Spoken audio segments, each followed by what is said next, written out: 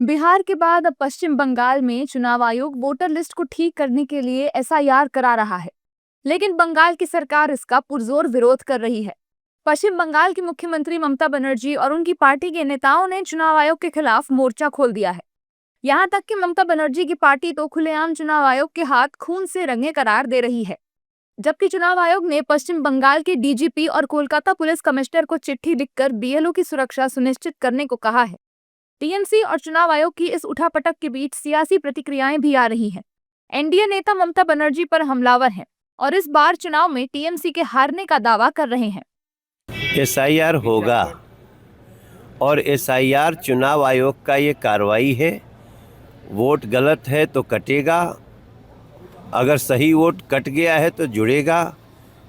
इसका जो विरोध करेगा उसको जनता अच्छा सबक सिखाएगी। कुछ वीडियोस वायरल हुए जिसमें टीएमसी के नेता बीएलओ को डरा रहे थे।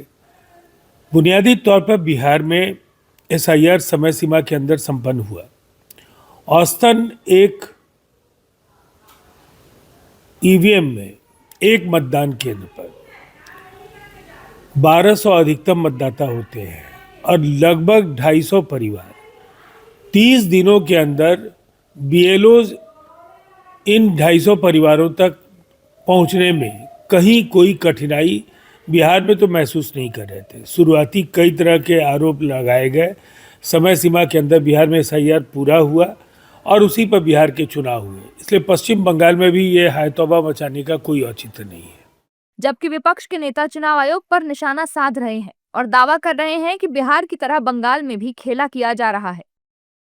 बिल्कुल ये मान लेना कि जिस तरीके से हम बिहार की चोरी करके बिहार के आम लोग गरीबों का वोट के अधिकार को छीन करके गणतंत्र को ख़त्म कर दिए, उस तरह अब बंगाल में भी और अन्य जगह पर भी गणतंत्र को ख़त्म कर देंगे तो देश बर्दाश्त ही नहीं करेगा, सवाल ही नहीं उठता। इतना ना बीएलओ पर प्रेशर, चुनाव आयोग का डंटा चल रहा है कि लगभग बीएलओ आत्महत्या कर रहे हैं या तो उसका हार्ट अटैक हो जा रहा है। प्रेशर के कारण बीएलओ की मौत हो रही है और इसकी इंक्वायरी हम चाहते हैं कि पूरी इंक्वायरी सीबीआई से हो और हर कीमत पर जो तरीके हैं एसआईआर के सब सिर्फ सामने में चुनाव को रखते हुए वो सही नहीं है। 18 से 19 बीएलओ मर गए, इसका कौन जिम्मा लेगा? उसका बाल बच्चा का कौन होगा? उसका वाइफ का कौन होगा? उसके माता पिता का कौन होगा? उसका परिवार को अब कौन चलाएगा? आप बताइए इसके बारे में तो चुनाव आयोग जी बोलेंगे नहीं।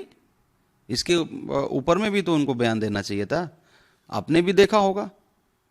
तो मतलब देखिए, खाली आप बीएलओ को काम कराने के लिए नहीं सोचिए, अगर उसका जिंदगी के लिए भी सोचिएगा ना, आप उसका जिंदगी के लिए भी तो जिम्मेदार है ना। दरअसल टीएमसी का दावा है कि एसआईआर शुरू होने के बाद से अभी तक 40 मौतें हुई हैं, जिनमें कई बीएलओ भी शामिल हैं।